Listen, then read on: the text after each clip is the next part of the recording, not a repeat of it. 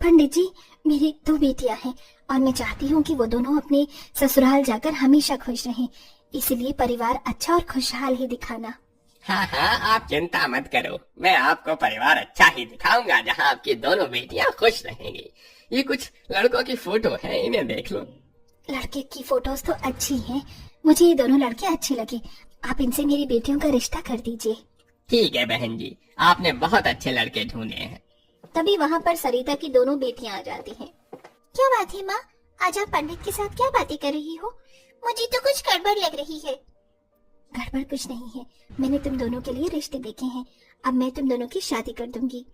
अरे अरे माँ, आपने हमारे लिए लड़के ढूंढ लिए और आपने हमें बताया भी नहीं। इसमें बताने जैसी क्या बात थी? तुम मेरी बेटियां हो और तुम्हारा अच्छा बुरा सोचना मेरा ही फर्ज है। लेकिन माँ, मैं तो किसी और से प्यार करती हूँ। ये सुनते ही सरिता हैरान हो जाती है। ये क्या बोल रही हो तुम? किसी और से प्यार करती हो? कौन है वो लड़का? माँ, उसका नाम कुणाल है, हमारे कॉलेज के प्रोफेसर का बेटा है। वो लोग बहुत अमीर हैं, हम दोनों एक दूसरे से प्यार करते हैं और शादी भी करना चाहते हैं। लेकिन बेटी, हम लोग तो गरीब हैं, वो लोग हमसे रिश्ता क्यों जोड़ेंगे? अरे माँ, आप क्यों परेशान हो रही हो? कुणाल ने अपने घर में सभी से बात कर ली है, सब लोग हमारी शादी से खुश हैं, बस आप हाँ कर दो। अरे, अब मेरी बेटी इतनी अमीर घर में जा रही है तो मैं मना कैसे कर सकती हूँ? मेरी तरफ से भी शादी के लिए हाँ है। मेघा बेटी, अगर तुम्हारी जिंदगी में भी कोई लड़का है तो मुझे बता देना। नहीं माँ, मेरी जिंदगी में कोई लड़का नहीं है, आप जहाँ मेरी शादी कराओगे मैं कर लूंगी। इस तरह सरिता बहुत खुश होती है। वो अपनी छोटी बेटी की शादी बहुत अमीर घर में करती है और वहीं बड़ी बेटी की शादी एक नॉर्मल सी परिवार में होती है, जहाँ मेघा का पति विपिन एक प्राइवेट नौकरी कर रहा होता है। शादी के बाद दोनों बहनें अपनी अपनी जिंदगी में खुशी से रह रही होती हैं। देखो, तुम दोनों की शादी हो गई है और बहुत दिन हो गए हैं तुम दोनों से मिले हुए। एक तो इतनी अमीर है कि उसकी अपनी अमीर पार्टियों से फुर्सत ही नहीं मिलती उसे, और मेरी मेघा तो घर परिवार से फ्री नहीं हो पाती। लेकिन अब बहुत हुआ, मुझे तुम दोनों के साथ मिलना है। ठीक है माँ, आप जैसा कहोगे वैसा ही होगा। मैं और विशाखा हम दोनों आपसे मिलने घर पर आएंगे। वैसे मेरी तो फ्रेंड की बर्थडे पार्टी थी माँ, लेकिन आपके अलावा कोई भी इम्पोर्टेंट नहीं है, सिर्फ आप इम्पोर्टेंट हो। मैं जरूर आऊंगी। इस तरह दोनों बहनें अपनी माँ से मिलने उनके घर आती हैं, जहाँ अमीर बहन अपनी माँ के लिए बहुत सारे तोहफे लेकर आती है। माँ, ये देखो, मैं आपके लिए क्या लेकर आई हूँ। इतने सारे तोहफे हैं कि आप इस्तेमाल करते करते थक जाओगी। ये नई नई छाती है और ये आपके लिए कॉटन की सूट। बरसात का मौसम होने वाला है, इसीलिए मैं आपके लिए रेनकोट भी लेकर आई हूँ। अब आपको बाहर जाने में दिक्कत नहीं होगी। अरे मेरी छोटी बेटी कितनी प्यारी है, मेरे लिए कितना कुछ लेकर आई है। अरे मेघा दीदी, आप माँ के लिए कुछ नहीं लेकर आई हो? नहीं, दरअसल मैं माँ के लिए अपने हाथों से बने लड्डू लेकर आई हूँ। ये लो माँ, आपके लिए। बस यही लेकर आई हो और कुछ भी नहीं लेकर आई? अरे इतना ही काफी है, ये बहुत स्वादिष्ट लग रहे हैं। तुमने खुद बनाए हैं? हाँ माँ, मैंने खुद बनाए हैं। ये सुनकर सरिता मेघा को गले से लगा लेती है। अपनी माँ से मिलने के बाद दोनों बहनें वापस अपने ससुराल लौट जाती हैं, जहाँ अमीर वाले की जिंदगी तो बहुत खुशहाली से बीत रही थी, लेकिन वहाँ मेघा की जिंदगी में उतार चढ़ाव होते ही रहते हैं। विपिन जो प्राइवेट नौकरी कर रहा था, उसकी वहाँ से नौकरी भी छूट जाती है। इसके बाद वो कभी कभी मजदूरी करके घर चलाना शुरू कर देता है। ऐसे ही देखते देखते कुछ साल बीत जाते हैं और इन सालों में गरीब बहन को एक बेटी होती है और अमीर बहन को एक बेटा, जो अब 8 साल के हो चुके थे। माँ, बहुत जोरों से भूख लगी है। हाँ, मुझे पता है तुम्हें भूख लगी है, लेकिन मैं क्या करूँ? जरा देखो ना, बारिश कितनी हो रही है, बारिश में जाना बहुत मुश्किल होगा। हमारे पास तो छाता भी नहीं है, घर के अंदर सारा राशन खत्म हो गया है। जब से विपिन की नौकरी छूटी है तब से ही ये सारी परेशानियां हो रही हैं। हे भगवान, और कब तक हम लोगों को ये सारी परेशानी देखनी होगी? मेघा बहुत देर से बारिश के रुकने का इंतजार कर रही होती है। बारिश की वजह से पूरा परिवार भूखा प्यासा बैठा होता है। इधर उसकी छोटी अमीर बहन अपने परिवार में आराम से एसी की हवा में बैठी होती है। तभी उसका बेटा नुपुर कहता है, मुझे बहुत जोरों से भूख लगी है। अगर तुम्हें भूख लगी है तो मुझे बताओ, तुम्हें क्या खाना है? मुझे आपके हाथों की बनी हुई मसाला सेवई खानी है, जल्दी से बना दो ना माँ। अच्छा, तो आज आपको मेरे हाथों से बना हुआ खाना खाना है? चलो फिर रसोई में चलते हैं, वहाँ तुम बैठकर मुझे बातें करते रहना और मैं तुम्हारे लिए खाना बनाऊंगी। विशाखा जब अपनी रसोई में आती है तो वहाँ उसकी नौकरानी होती है, जो उसे कहती है, अरे मैडम, आपको कुछ चाहिए था तो मुझे बता देते, मैं आपके कमरे में ही देने आ जाती। नहीं शांता, मुझे तुमसे कुछ नहीं चाहिए था। दरअसल आज मेरा बेटा मेरे ही हाथों का खाना चाहता है। चलो जल्दी से सेवई निकाल दो। अरे मैडम, मैंने आपको बताया तो था कि घर का राशन खत्म हो गया है। कल भी बताया था, आज फिर से याद दिला रही हूँ। ओफो, ये एंड टाइम पर राशन को भी खत्म हो रहा था। लेकिन हम आज मसाला सेवई जरूर खाएंगे क्योंकि मेरे बेटे को मसाला सेवई खानी है। मैं भी राशन फोन से ऑर्डर कर देती हूँ, घर पर आ जाएगा। वैसे भी बाहर बारिश हो रही है। विशाखा अपने फोन से राशन ऑर्डर कर देती है और राशन के आने का इंतजार करने लगती है क्योंकि बाहर बहुत तेज बारिश हो रही थी। इधर बारिश रुकने का नाम नहीं लेती और उधर बेचारी मेघा जैसे तैसे करके घर में टूटी फूटी छतरी निकालती है। एक तो घर में पैसे नहीं है, ऊपर से ये बारिश रुकने का नाम नहीं ले रही। पता नहीं लाला राशन देगा या नहीं, पर पूरा परिवार भूखा है, मुझे जाना ही होगा।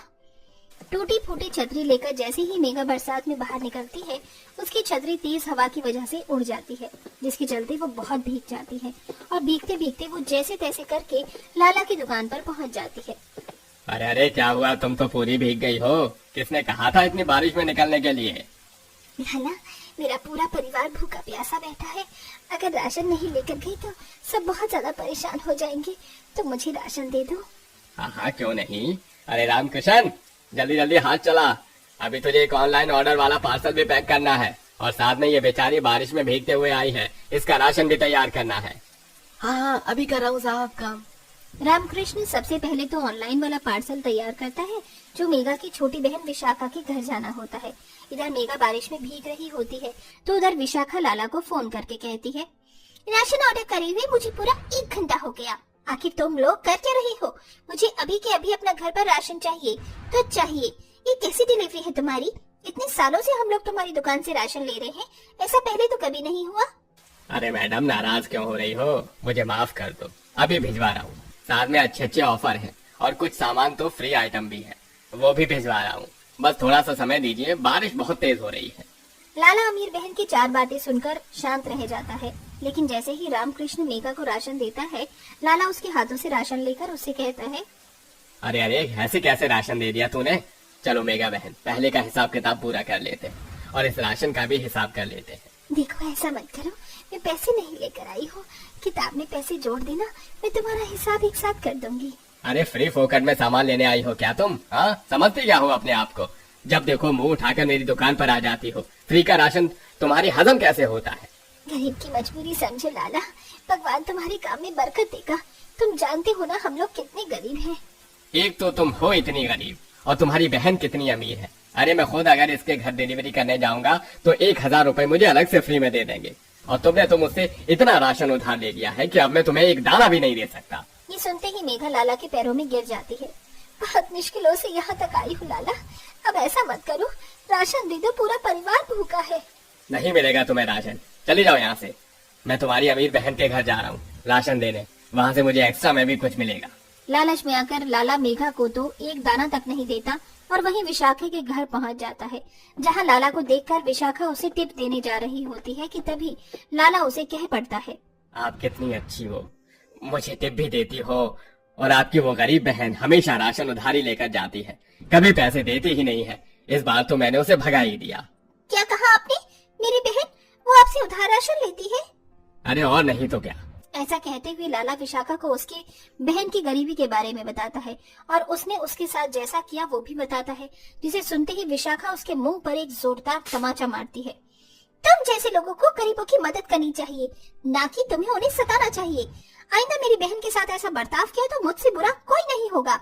अब दफा हो जाओ यहाँ से। उसी वक्त तेज बारिश में लाला का लाया हुआ सारा राशन विशाखा अपनी गाड़ी में रखती है और वो अपनी गाड़ी से अपनी बहन के घर पहुंच जाती है, जहां वो अपनी बहन के साथ उसके पूरे ससुराल वालों को भूखे प्यासे बैठे हुए देखकर हैरान रह जाती है। दीदी, आप इतनी परेशानियों से गुजर रही थी और आपने मुझे बताना जरूरी नहीं समझा? अरे बचपन से हम एक साथ पले बड़े, एक साथ शादी हुई, कभी आपने भी जाहिर नहीं होने दिया कि इतनी परेशानियां देख रही हैं आप। वो तो मुझे लाला के मुंह से पता चला कि उसने आपके साथ कैसा बर्ताव किया। ये देखो दीदी, मैं आपके लिए क्या कुछ नहीं लेकर आई हूँ। अब आपको 3 महीने तक राशन खरीदना नहीं पड़ेगा। लाला के मुंह पर मैंने उसके पैसे भी फेंक दिए हैं और अब वो कुछ भी नहीं कहेगा। ये सुनते ही मेघा अपनी बहन को रोते हुए गले से लगा लेती है। किस मुंह से बताती बहन तुम्हें? कुछ जिंदगी में उतार चढ़ाव खत्म ही नहीं हो रहे थे। मेरे इनकी नौकरी भी छूट गई थी, तब से घर के हालात और भी ज्यादा बिगड़ गए। विशाखा मेघा के आंसू पोंछ कर कहती है, दीदी अब आपको कोई परेशानी नहीं होगी, आपकी छोटी बहन आपके साथ है। इस तरह विशाखा अपनी बहन के पति को अपने पति की कंपनी में नौकरी दिलवा देती है और उसे कुछ पैसे भी देती है, जिसके चलते गरीब बहन की बहुत मदद होती है। धीरे धीरे विशाखा अपनी गरीब बहन की सारी परेशानियों को खत्म कर देती है और अब मेघा एक नॉर्मल जिंदगी जीने लगती है और खुशी खुशी रहती है।